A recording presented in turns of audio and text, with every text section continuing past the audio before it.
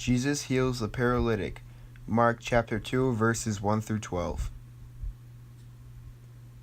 Jesus returned to Capernaum, and upon his arrival the word spread around the city, which resulted in a crowd of people surrounding the house he was in to see him, hear him speak, or witness of his miracles.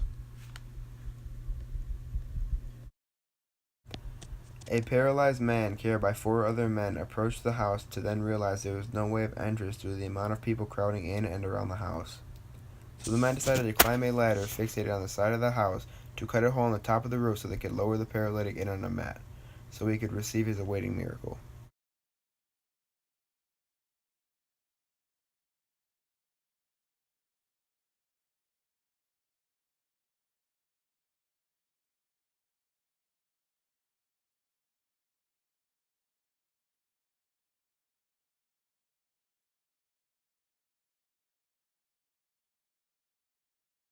Upon the paralytic's arrival at Jesus' feet, Jesus said, "Child, your sins are forgiven."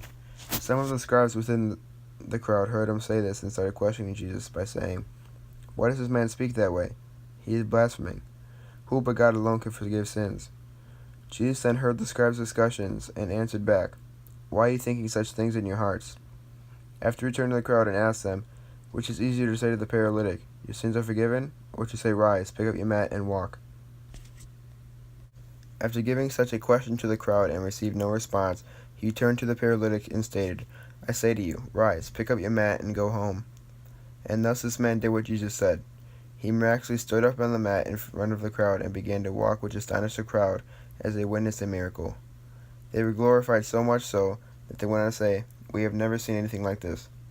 As this man walked away from the house, the people remained astonished and dumbfounded that this man Jesus, who was doubted by the scribes and many of the others awaiting this miracle, to come through and successfully heal a paralyzed man who desperately needed Jesus' healing.